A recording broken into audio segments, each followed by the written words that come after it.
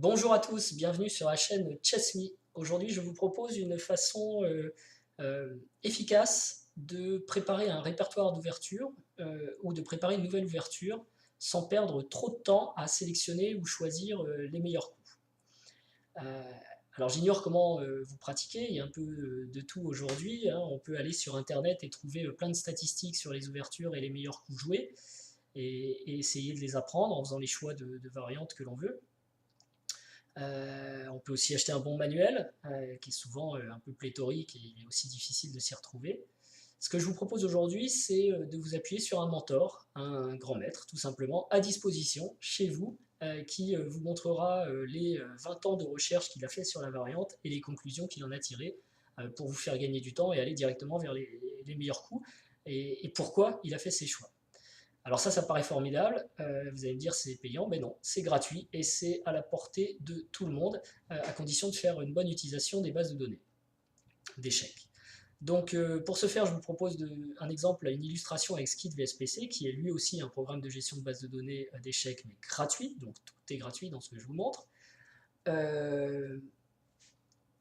Alors, si vous voulez préparer une nouvelle ouverture, par exemple avec les noirs, je ne sais pas, vous voulez vous mettre à jouer la Sicilienne Dragon, donc c'est parti, cavalier F3, D6, D4, puis on prend D4, cavalier prend D4, cavalier F6 attaque le pion, cavalier C3 défend, et G6 qui introduit le dragon. Donc une ouverture sur laquelle il y a des milliers de parties, c'est sûr, et pour laquelle la pratique est pléthorique. Construire un répertoire sur cette variante, ça s'annonce un petit peu difficile. Rien que là, les blancs peuvent jouer énormément de coups. D'ailleurs, on va le regarder tout de suite. Si on ouvre une base de données avec beaucoup de parties, c'est un petit peu long parce qu'il y a 2 millions de parties dans cette base. Voilà. Et qu'on regarde les possibilités. Ah bah tiens, les possibilités, pardon, des blancs depuis notre position de départ qui a disparu depuis tout à l'heure. Voilà.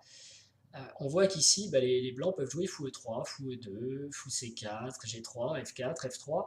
Et bon, ça a été tout ça joué très très souvent dans la pratique, donc il y a beaucoup de variantes. Et pour chacune de ces variantes, si vous appuyez sur ce genre de statistiques que vous avez en chargeant une base de données importante dans Skid, mais aussi que vous trouvez sur Internet, hein, sur Chess Opening, sur Chess OK, enfin il y a plein de sites, 365 Opening aussi, ou 365 Chess, peu importe. Quasiment tous les sites d'échecs vous proposent ces statistiques sur des grosses bases de données. Après, il faut aussi savoir ce qu'il y a dans la base de données.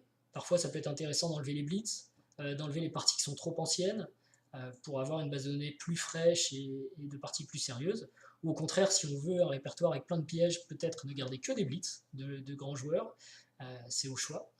On peut comme ça avoir des statistiques différentes et des choix de coups différents. Des choix de coups différents, pardon. Toujours est-il que construire soi-même avec ces statistiques un répertoire d'ouverture, c'est possible, mais c'est difficile. Alors les outils comme Skid vous proposent aussi un rapport d'ouverture qui est bien, mais qui est moins bien que ce que je vous disais au départ, à savoir un grand maître qui va vous taper sur l'épaule et qui va vous montrer directement quel bon choix faire dans cette ouverture. Et en vous illustrant ça avec des parties pratiques en plus. Donc si on fait le rapport d'ouverture, si on demande à un programme de nous faire un rapport d'ouverture sur la position posée, voilà, c'est quasiment instantané, tout simplement parce qu'il n'y avait aucune partie dans ma base de données. Donc je crois qu'il va quand même falloir que je copie. Voilà, la partie, et à partir de là, donc, on demande un rapport d'ouverture. Donc ça va vite aussi, même s'il y a 2 millions de parties. Sur les 2 millions de parties, le programme nous dit qu'il a trouvé 16 000 parties, et il vous propose plein de statistiques, et surtout une table de théorie qui est quand même difficile à digérer, tout simplement parce qu'il y a plein de possibilités pour les blancs, pour les noirs, il y a des notes quasiment à tous les coups, il y a beaucoup de parties illustrant des variantes encore. Donc c'est intéressant, mais c'est pas forcément très digeste. Voilà ce qu'on va dire. Et si vous voulez appréhender une nouvelle ouverture rapidement, c'est pas avec ça que vous allez pouvoir le faire facilement, même si c'est déjà un outil intéressant. Ce que je vous propose, c'est plutôt de vous intéresser dans ce rapport à une petite donnée qui est tout simplement les joueurs qui jouent le plus souvent cette partie avec les noirs. Donc on a un certain nombre de spécialistes ici avec leur elo, donc on voit que ce sont tous des bons joueurs. Et on peut en choisir un comme étant notre mentor, regarder ses parties, voir si elles nous conviennent, et le cas échéant, en faire réellement le mentor qui va nous accompagner sur cette ouverture. Donc là, pour l'exemple, je vais choisir Jones Gowen. enfin Gawain Jones. 2671, c'est bien. Il faut faire attention peut-être à ne pas prendre un joueur trop fort, parce que si vous prenez un Carlsen, un Aronian, etc., alors effectivement, il gagne toutes ces parties, mais il joue contre l'élite. Parfois, il joue même des variantes d'ouverture inférieures, parce il sait que son adversaire a une préparation sur la ligne principale, ou lui-même a une préparation pour sortir une seule ligne très tendue qui lui permettra d'obtenir la nulle dont il a besoin. Bref, c'est tout à fait adapté à ces Formule 1 des échecs, mais lorsque vous voulez juste découvrir le dragon, par exemple, c'est pas forcément l'information qu'il vous faut. Vous ne saurez même pas exactement pourquoi le joueur choisit ses coups. Alors que si vous prenez un joueur d'Open qui a en gros toute sa carrière condamnée à essayer de gagner la partie en cours, contre un inconnu, il n'y a pas vraiment de notion de préparation du même niveau. Et là, vous pouvez voir comment il a, en 20 ans, fait évoluer son répertoire et les choix qu'il a fait, quoi. Donc c'est beaucoup plus, on va dire, exploitable pour un amateur que des approches d'ouverture du top niveau, qui est, comme je l'ai dit, c'est de la Formule 1, et on n'a pas exactement les raisons de leur choix, quoi, puisque chacun a ses petits secondants qui travaillent, plutôt ses célèbres secondants qui travaillent pour trouver des nouveautés, des idées, qu'il y a de l'espionnage, et que donc les parties qui se jouent aussi ailleurs que sur l'échiquier. Donc là, Jones, c'est pas mal, il est très fort, peut-être même un peu trop fort, mais on va partir là-dessus. Il y a 82 parties pendant 20 ans, donc on peut imaginer aussi que ça a évolué.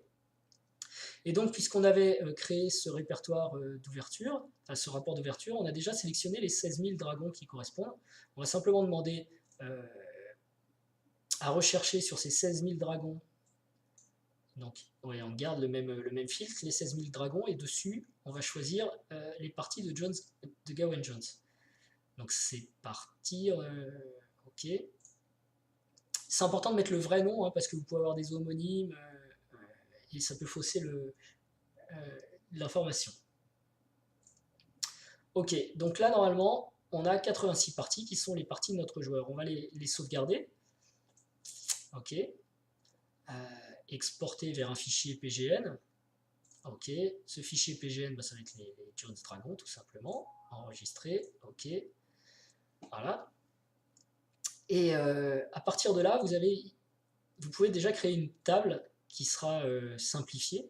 Hein, on peut voir les parties de Jones sous la même forme. On voit qu'il y a déjà, si vous prenez cette position de départ avec les noirs, c'est au blanc de jouer.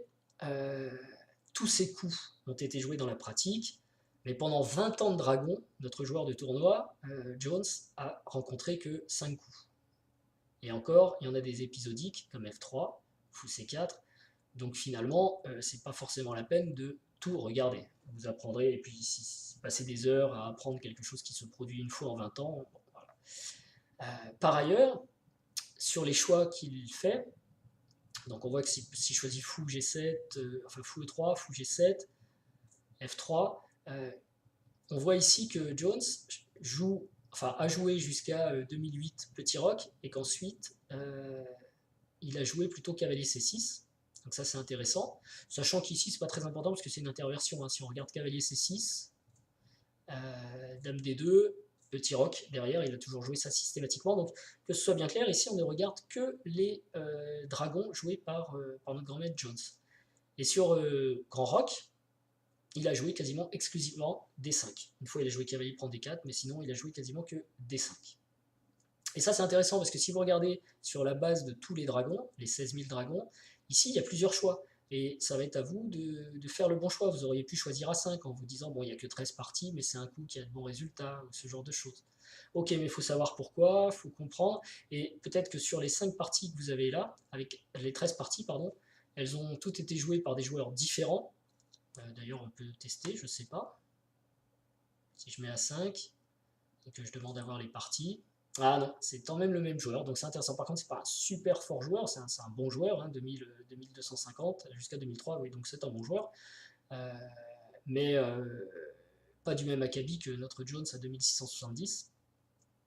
Et ça peut être intéressant de regarder comment il a gagné ses parties avec A5 face à des joueurs qui étaient aussi très raisonnables. Bon, ça c'est une digression, pourquoi pas, donc dans ce cas-là, vous choisissez plutôt Salonxi comme mentor sur le dragon que Jones. Moi je vais rester sur Jones quand même, donc on va revenir un coup en arrière, et on va voir que lui joue ici dans cette position systématiquement D5. par exemple. Donc ça vous fait gagner du temps dans le choix des coups. Ensuite, vous pouvez regarder ces 25 parties, voir comment il les a jouées. Et 25 parties d'un joueur dans une même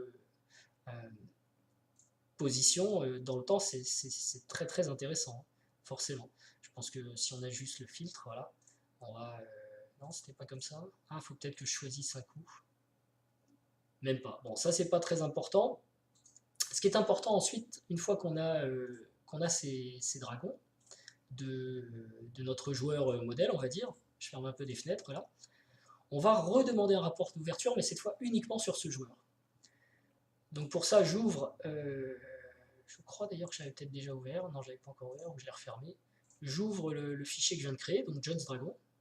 Dans cette base de données, je n'ai que 86 parties qui sont les 86 parties de notre grand maître.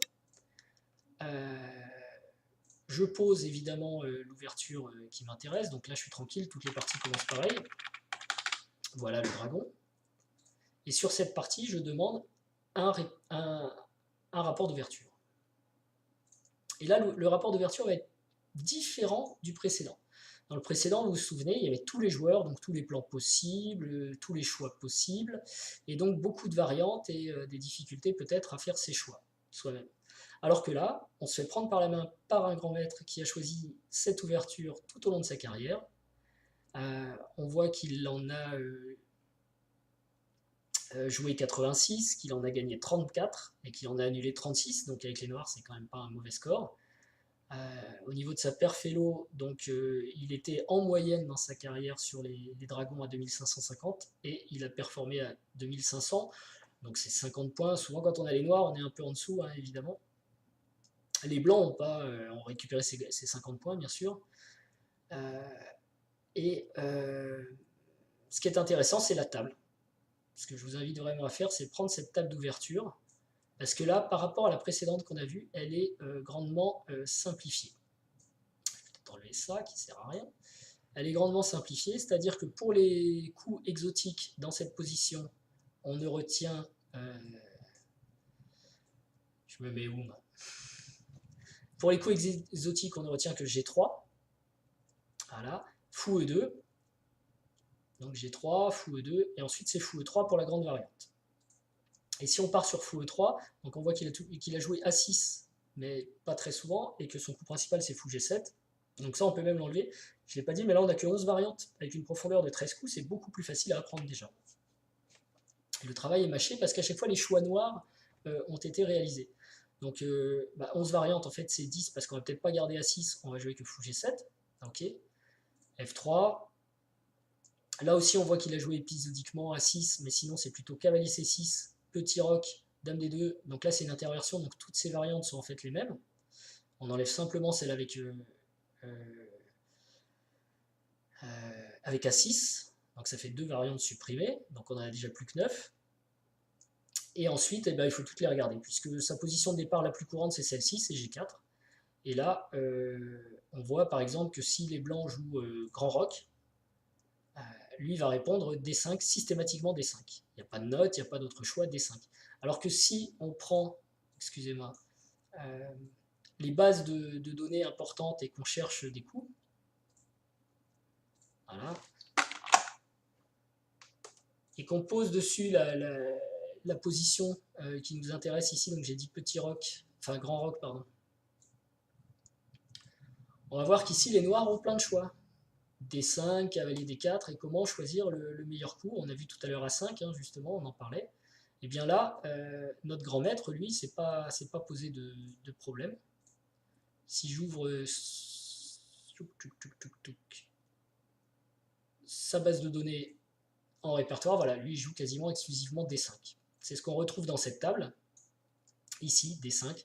Et donc vous pouvez copier cette ligne et aller voir les 25 parties qu'il a jouées dans cette position pour voir comment il la joue, ou comment il l'a même joué au fil du temps, puisqu'il a dû en perdre, ensuite s'améliorer, annuler, corriger, etc. Donc vous voyez même un petit peu comment un grand maître va faire des recherches au niveau de son propre répertoire. Donc c'est super intéressant. Donc à l'arrivée, vous avez quoi? On a dit peut-être 9 variantes, avec une position clairement de départ qui est celle-ci, qui est traitée en profondeur, et peut-être même un peu plus loin encore, grand roc D5, Et là, au blanc de choisir ce qu'ils veulent, mais vous suivez les choix, vous voyez, pour les noirs, hein, à chaque fois qu'il y a une variante, si les blancs, par exemple, si je me mets sur si les blancs jouent G4, ce sera fou E6, et si les blancs jouent grand roc, ce sera D5. Vous suivez les choix du grand maître, et vous avez un répertoire qui est beaucoup plus facile à appréhender. Vous pouvez donc, comme je l'ai dit, ensuite analyser toutes les parties qu'il vous propose sur ces variantes, et ensuite suivre l'actualité, soit de ce grand maître, soit d'autres grands maîtres, mais toujours dans le cadre de ces variantes. Donc ça, c'est un moyen très facile d'avoir immédiatement sous la main un répertoire d'ouverture enfin, un répertoire de variantes pour une ouverture donnée qui soit déjà très pointue. Les parties illustratives, évidemment, qui vous permettront de comprendre comment ça fonctionne. Et l'évolution aussi dans le temps, voir comment le grand maître a peaufiné son approche. Donc normalement, vous avez sous la main la connaissance stratégique liée à l'ouverture. Voilà. Donc l'essentiel du travail derrière, ça va être évidemment de travailler sur apprendre ces variantes et comprendre les parties du grand maître et ses choix. Mais quand on fait ça, je pense qu'on progresse très vite. Et c'est un gain de temps infini, parce que si vous faites ça par vous-même, vous allez sans arrêt remettre en cause les variantes que vous avez choisies, vos choix, vous ne les comprendrez pas forcément. Si vous aurez trouvé une partie d'illustration d'une variante que vous avez choisie, et ben vous allez avoir forcément des centaines de parties sous la main, mais qui ne seront pas forcément cohérentes entre elles, alors que là sera le même joueur. Donc vous verrez bien comment il aborde systématiquement la position, et vous rentrerez plus facilement dans sa pensée. Alors peut-être il faudra de temps en temps changer de joueur si celui que vous avez choisi ne convient pas à votre style et vous ne comprenez rien à ce qui se passe, mais un jour, vous tomberez peut-être sur le mentor qui vous convient, vous comprenez ses plans, vous comprenez comment ça marche, vous comprenez l'ouverture, et donc vous pouvez l'adopter et progresser grâce à ça. Voilà, j'espère que ça vous a plu. Normalement, c'est un conseil qui peut vous faire gagner beaucoup de temps et beaucoup de points.